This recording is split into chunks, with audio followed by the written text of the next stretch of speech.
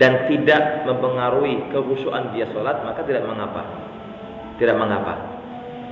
Bahkan sebagian fuqaha mengatakan ketika pun dia menahan kencing pada kondisi tahiyat akhir, selama tidak mempengaruhi kekhusyuan dia secara totalitas, tahan sebentar, baru rampungkan sholatnya, terus dia buang air kecil. Lain halnya di awal sholat, ya.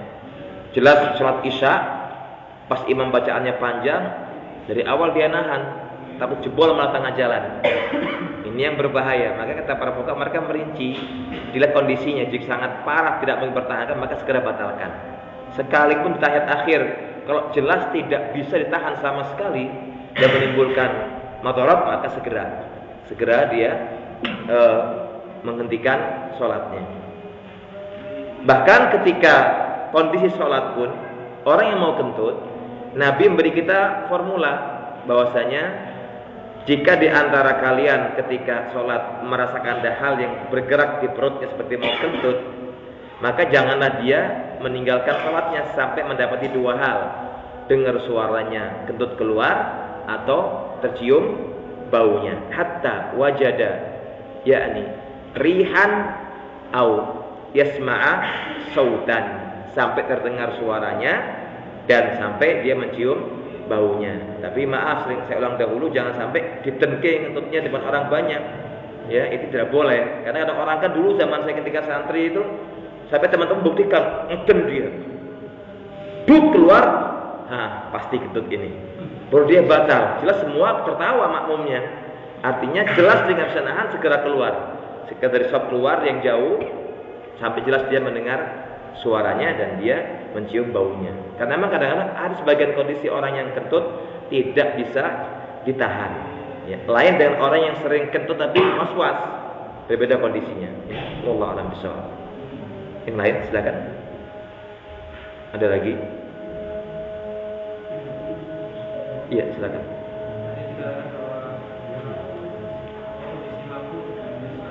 Kondisi mabuk. Iya.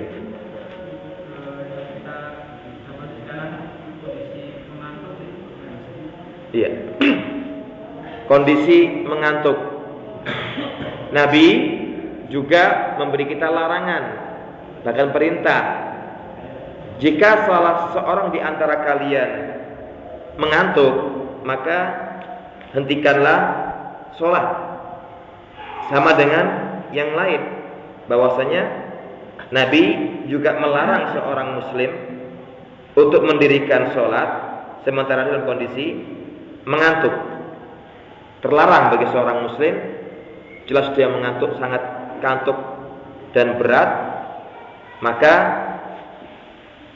Nabi menyuruh kita untuk tidak meneruskan sholat. Bahkan beliau bersabda dalam hadis yang masyhur, beliau mengatakan, "Idza na'isa ahadukum falyarqud hatta yadhhaba anhu an-naumu, inna ahadakum idza shalla wa huwa na'isun la'allahu yadhhabu yastaghfiru fayasubbu nafsahu."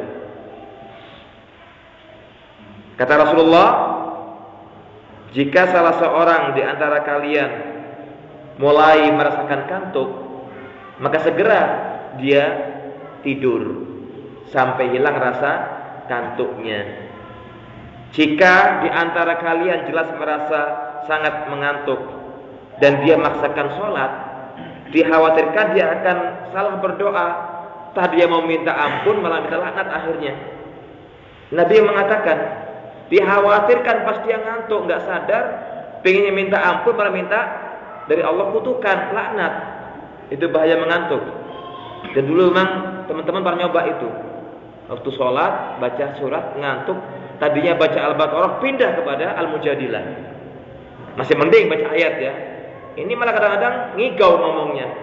Ini perintah Nabi, orang yang mengantuk tidak boleh melanjutkan sholatnya. Bahkan ketika mereka para sahabat Nabi ingin ikut dengan Nabi tahajud qiyamul lail, saking Nabi baca kepanjangan nggak mau berdiri, diikat dengan tali perutnya. Subhanallah. Nabi bilang nggak usah, balik istirahat.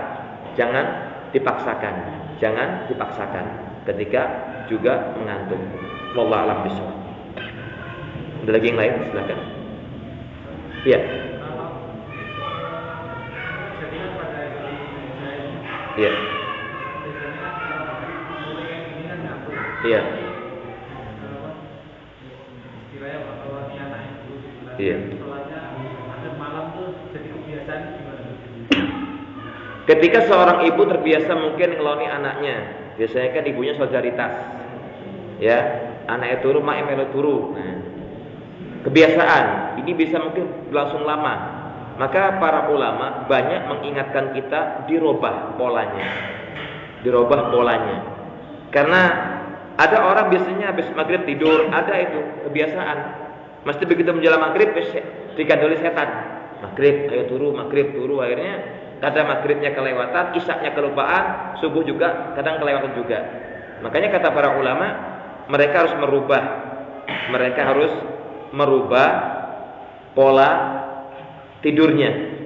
Karena ketika ulama mereka mengatakan man ta'awada ala syai'in sara ahlahu. Orang itu jika membiasakan satu hal, maka akan jadi ahlinya. Nek wis kulino sebelum maghrib turu, setiap hari begitu. Tapi kita harus berpikir kita, kalau Allah harus menyusui anak, maka upayakan yakinkan si anak menyusu dengan kenyang dan kita langsung bangun. Kita langsung bangun. Kan yang serius sepakat. Bayi itu kan kalau nangis cuma 3 indikasinya. Lapar, sakit atau ngantuk, ya. Kalau sudah kenyang, dia akan cepat tidur. Kalau bayi dan nyusu banyak, ternyata belum juga tidur, secara medis kualitas susunya kurang. Ya. Ini mempengaruhi karena kata mereka bayi itu nangis 3 indikasi, ngantuk, sakit atau lapar. Ngantuk, sakit atau lapar. Ketika bayi menyusu dari ibunya belum pernah merasa kenyang, wis nyusu 1 jam, enggak juga tidur. Ini jam tidur dia mestinya. Maka indikasinya mungkin kualitas ASI-nya kurang padat, kurang banyak. Nah, di sini kata para ulama, orang atau seorang ibu dituntut bisa merubah jadwal cara dia tidur. Karena memang jelas membahayakan sholatnya. Memang banyak ibu-ibu mengeluh pada kita, saya kadang-kadang sering kelewatan. Jangan dibilang kadang-kadang, bahkan sering gitu. Kadang-kadang sering katanya. Kan itu bukan kadang-kadang gitu. Sering kelewatan. Berarti pola kita lah yang harus merubah. Kenapa? Bayi itu kan mengikuti pola susuan ibunya. Bayi itu menyesuaikan pola susuan ibunya. Makanya ibu yang harus pandai mengatur jam menyusui anak. Kalau itu sudah diatur, maka insya Allah tidak ada waktu terlewat. Kecuali ada udzur syar'i, anak sakit harus dikeloni, itu udzur syar'i. Tapi ketika setiap kali menyusui mesti bablas menemani anak tidur, itu kan jelas kata para ulama menyelisihi syariat. Upayakan untuk merubah jadwal susuan, sehingga pastikan bahasanya jam-jam sekian bayi jam tidur. Memang secara hukum asal ketika bayi berusia 0 sampai sekian bulan tuh harus full 24 jam. Tapi bukan berarti juga emaknya sama full 24 jam terus ngelayani suaminya kapan kan gitu. Ya. Dari sini memang kita katakan yang